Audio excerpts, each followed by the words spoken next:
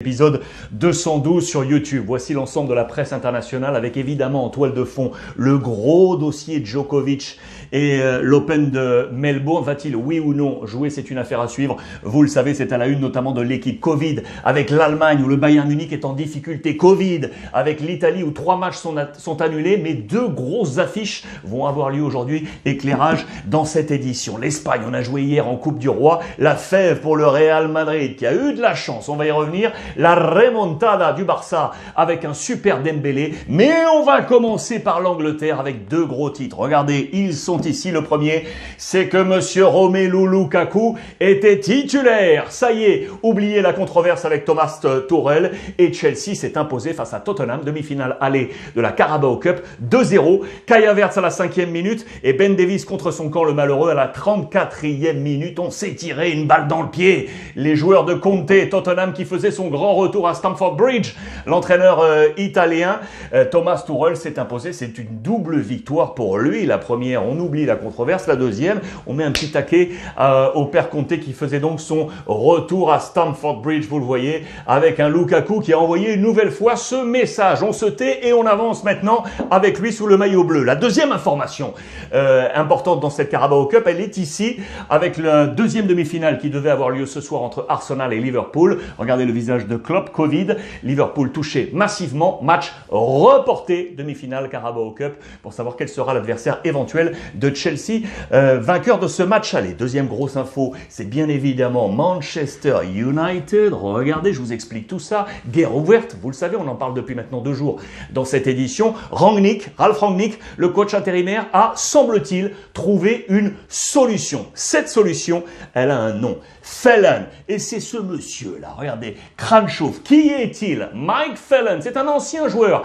de Manchester United. Il a 59 ans, joueur du début des années 90, milieu de terrain. C'est lui, là, avec la petite moustache. C'est lui également ici. Vous allez comprendre du coup le cheminement. Adjoint dans le staff d'Alex Ferguson. C'est un homme de liaison. C'est lui qui fait le lien au sein du groupe avec les joueurs et le staff technique. Il a été un gros coup de main également pour Solskjaer. Voilà pourquoi Rangnick l'a appelé pour lui dire « Viens m'aider, j'ai besoin de toi pour unir ce groupe, affaire à suivre dans cette guerre ouverte de Manchester United. » Ce qui est sûr, c'est qu'aujourd'hui, les portes vont rester fermées pour les joueurs qui éventuellement voulaient sortir, et notamment Edinson Cavani, les amis, qui pouvait prendre, vous le savez, la direction du FC Barcelone dans les colonnes de Marca.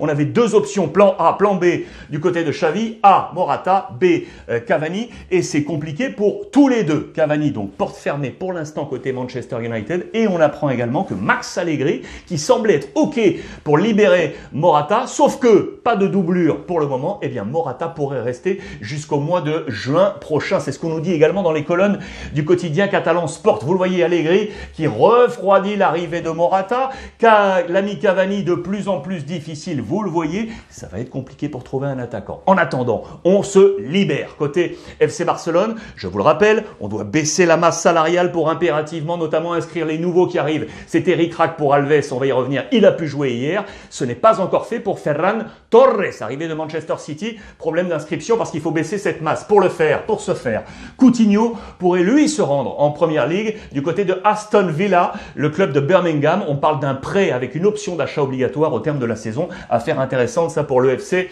Barcelone qui a donc joué hier et qui s'est imposé. Remontada, vous le voyez, victoire 2-1 sur la pelouse de Linares et pourtant le Barça a été mené 1-0. Les 2 hommes de ce match, ils sont là, le jeune Jude Gla et le français Dembélé. Cette photo est très très claire, vous le voyez, le roi n'abdique pas. Le roi, c'est le FC Barcelone, tenant du titre, avec le record également de Copa en Espagne, avec cet homme fort, Dembélé, qui était l'homme qui a dansé sous la pluie. Il est entré en cours de jeu dans ce match à la 46e minute pour inscrire le but de l'égalisation à la 62e, 69 le but de Jude Gla pour maintenir finalement l'écart et se qualifier pour le FC Barcelone. Dembélé et Jude Gla, les 2 hommes forts, les notes sont très très claires. Jude Gla a pris un 7 sur 10, Dembélé entrant a pris un 8. La mauvaise note, elle est pour Neto et pour Riqui Puig. Attention à Riqui Puig, je vous l'ai dit, c'était important pour lui pour gagner des points.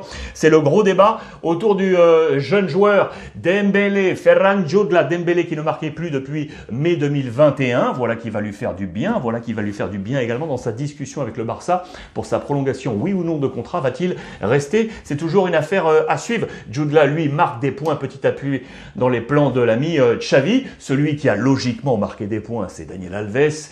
On ne savait pas s'il allait pouvoir être inscrit, oui ou non. Il avait fait le voyage. Finalement, oui, inscrit, possible, et il a joué titulaire. Sachez que son dernier match avec le Barça officiel, c'était un match de coupe, c'était la finale de la saison 2015-2016. 2015-2016. Pour le père Daniel Alves. Chez les jeunes, côté Barça, intéressant, Ilias, une nouvelle fois sur le flanc. Troisième titularisation pour lui. Il a été l'un des sacrifiés à la mi-temps pour pouvoir lancer la remontée, mais il a proposé de bonnes choses. C'est vraiment un nom à suivre du côté du FC Barcelone. Le seul bémol, ce sont les blessures. Attention, Araujo touché à la main, mais et surtout au milieu de terrain, De Jong qui est sorti, touché. On parle peut-être d'une lésion musculaire à suivre aujourd'hui. Suivez le compte officiel d'Aurore Thibault. Elle vous tient informé de toute l'actualité de cette Liga espagnole. Le Real Madrid a trouvé la fève hier dans la galette avec un poil de chance. Regardez ça ici. La presse madrilène avec, logiquement, je vous l'ai dit, l'affaire Covid pour Novak Djokovic. Vous le voyez à la une de Marca, mais également le Real Madrid. Parce que le Real Madrid à la une de AS a eu un peu plus de chance que prouver qu'on pouvait jouer au football. L'équipe qui était alternative de la part de Carlo Ancelotti a trouvé la chance sur la pelouse de Alcoyano avec une victoire 3-1. Regardez, les cadeaux étaient pour le Real, les cadeaux des rois mages. C'est l'épiphanie, bonne galette des rois d'ailleurs. À vous à la maison, avec un très bon Militao, il faut bien le noter. Le Real s'est qualifié. On a eu un peu chaud. Voici le 11 de départ avec les remplaçants côté Real Madrid. Et surtout, du coup, une analyse qui nous amène à penser que Ancelotti avait raison de pas trop faire tourner. Parce que son banc est préoccupant. On n'arrive pas à avoir, avec les remplaçants, des qualités suffisantes pour s'inscrire dans les 11, éventuellement, avec Valverde, avec Hazard, avec Marcelo, le gardien Lunin, qui a également été en difficulté. Ces hommes n'ont pas gagné de points. Il y en a un, peut-être, qui est entré en cours de jeu. Il n'était pas titulaire. C'est Isco, qui a réussi à marquer. Bon, voilà, c'est une consolation pour lui. Son avenir n'est très certainement pas au Real Madrid, mais c'est un bon point. En tout cas, le Real a effacé, ça y est, le fantôme qui planait avec l'élimination de la saison passée. Ça fait un bon nombre d'années maintenant que le Real ne gagne plus cette Coupe d'Espagne. Et la saison passée, éliminé par cette même équipe d'Alcoyano. Voilà, éliminé, cette fois-ci qualifié pour le Real Madrid. L'Atlético joue ce soir, les amis. L'Atlético joue face au Rayo Majadahonda, face à l'Atlético avec une fin de coupe. Le Rayo Majadahonda, sachez que c'est l'équipe où avaient démarré comme petits les frangins Hernandez, Luca et Théo. Sachez que Rodri est également passé par là. Cantera de Oro, comme si le petit club était la cantera de l'Atlético Madrid pour former des joueurs en or, les deux frangins Hernandez et Rodri. Ça va être un match intéressant, ça, pour El Cholo Simeone. Voici le 11 de départ probable, annoncé, avec le français Lecomte. Tiens, l'ancien de l'AS Monaco qui pourrait être titulaire à la place d'Oblak. Hermoso Felipe Versalco, De Paul, Kondogbia, Lodi, Lemar, Llorente, Cunha et Suarez, qui a besoin de but, le père Suarez. Marché des transferts, côté Atlético Madrid, pas mal de petites infos qui tournent. Confirmation de Trippier qui attend la valide de Newcastle pour signer définitivement et rejoindre la Première Ligue. 2 joueurs seraient sur les tablettes d'El Cholo Simeone pour rejoindre l'Atlético Madrid. 2 joueurs que vous connaissez très très bien. Semedo, l'ancien du Barça, qui est du côté de Wolverhampton, qui avait payé 32 millions d'euros en 2019 pour le prendre. On serait intéressé du côté de l'Atlético, tout comme le profil Azpilicueta. Vous savez que le Barça est également intéressé. Voici 2 hommes sur les tablettes d'El Cholo Simeone. Je vous emmène maintenant en Italie. Je vous l'ai dit, Covid, attention Covid en Italie. 2 grosses affiches aujourd'hui. 2 très grosses affiches, valeur Scudetto.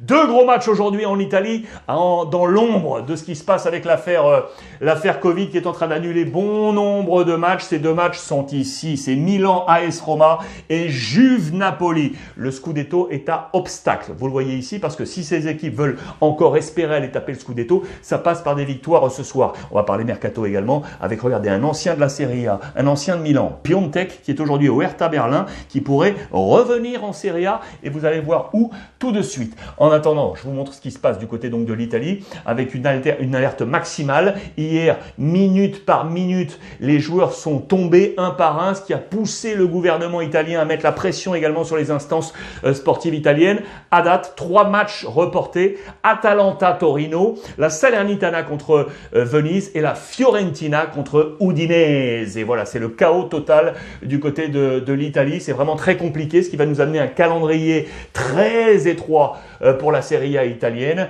Mais bien entendu, la santé avant tout. Sachez que Cassano, l'ancienne star italienne, a été sérieusement touché. Vraisemblablement, tout va bien. Il est rentré à la maison, mais ça a été un cas très compliqué. Beaucoup de peur du côté de l'Italie autour de lui. Je vous fais une parenthèse Covid d'ailleurs avec l'Italie, également l'Allemagne. Là aussi, ça sent pas bon. On est en état d'urgence et notamment du côté du Bayern Munich. C'est le 9e joueur touché. C'est Alphonso Davies qui est touché positif. On s'interrogeait notamment sur les joueurs qui respectent ou non la durée de quarantaine de retour de vacances. Ça est un texte ici dans les colonnes de Bild. En attendant, côté Bayern Munich, eh bien regardez, c'est le club le plus touché. Les joueurs en quarantaine, ils sont 9 les amis. 9 joueurs du Bayern. Neuer, Coman, Tolisso, Richards, Hernandez, Sané, Nianzou, Upamecano et donc Davies qui vient compléter cette liste. Sachez que le Bayern avait essayé de faire reporter son match attendu là ce vendredi. Affaire à suivre. En attendant, c'est en train de tomber hécatombe du côté du Bayern Munich. Je reviens à l'Italie. Le match va donc se jouer aujourd'hui. C'est Juve-Napoli. Juve-Napoli, ultra important. Je vous ai dit que le père Allegri conservait pour l'instant Morata qui va affronter Insigne qui lui devrait filer du côté de Toronto. Il a signé un contrat de 4 ans à 11 millions d'euros par an pour lui, je vous le rappelle. Pour l'instant, il est encore là. Il sera dans ce 11 napolitain associé à Mertens. Et vous le voyez, Morata est attendu ce soir pour ce gros match, 20h45. Philippe Jeunin, bien entendu, que l'on saluera avec Greg Paisley. Autre match attendu, c'est celui de l'AC Milan. Je vous parle juste avant Mercato AC Milan parce que c'est très intéressant. Pioli est toujours dans l'attente d'un défenseur central depuis la blessure de Kier, vous le savez. En pole position, c'est Botman, le Lillois, mais il serait trop cher aujourd'hui. On est en difficulté côté AC Milan. Et donc, il y a 3 options avec Diallo du Paris Saint-Germain, Yeremina d'Everton ou encore Zalai qui est ici. Ces 3 joueurs pourraient prendre cette place de défenseur central. Je vous rappelle qu'on est toujours avec Kolo Muani, l'attaquant du FC Nantes qui doit rejoindre l'AC Milan. En attendant, on va jouer ce match face à l'AS Roma ce soir pour l'ami Piali. J'étais en train de regarder tout ça.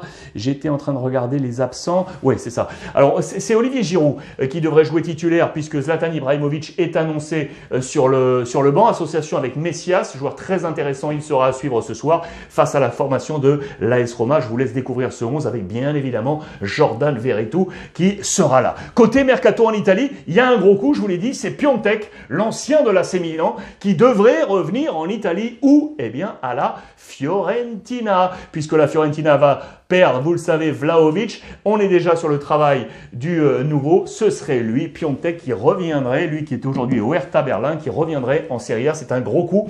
Ça, sur le marché des transferts. Transfert toujours.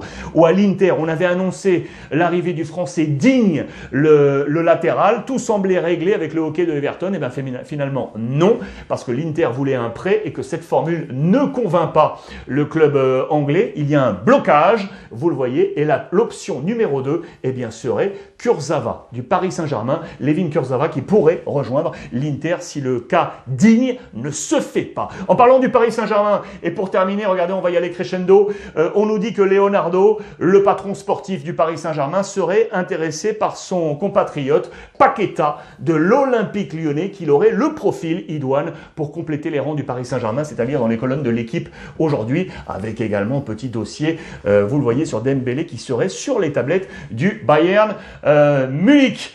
Je voulais terminer avec ça, parce que vous le savez que j'adore les petites histoires qui font la grande histoire du football. Je voulais vous montrer ça. On est à l'approche de la Coupe d'Afrique des Nations, cette superbe compétition de ce merveilleux continent africain. Je voulais vous montrer ça, c'est des petites histoires, c'est dans les colonnes des dernières heures de Bruxelles. Lui là, ici, c'est un petit gars de 20 ans. Il s'appelle Ilion Sebounia. Il est belge, mais il a grandi en Afrique et il a passé sa vie du côté de l'Ouganda, le Sénégal ou encore le Gabon. Aujourd'hui, il est en Suisse, à l'équivalent de la 5e division, en interrégion du côté de la Suisse. Mais c'est pour vous dire quel amour on a pour ce continent africain quand on passe par là, quand on y vit, quand on y grandit, quand on se forge au football. Voilà un profil, c'est une superbe histoire à lire dans les colonnes des dernières heures. Je me considère comme un joueur africain. Bravo, bravo, bravo et merci d'ailleurs à vous tous du continent africain qui me suivez sur les réseaux sociaux et qui tous les jours m'envoyez des ondes positives magnifiques. Merci à vous de m'avoir une nouvelle fois suivi. Profitez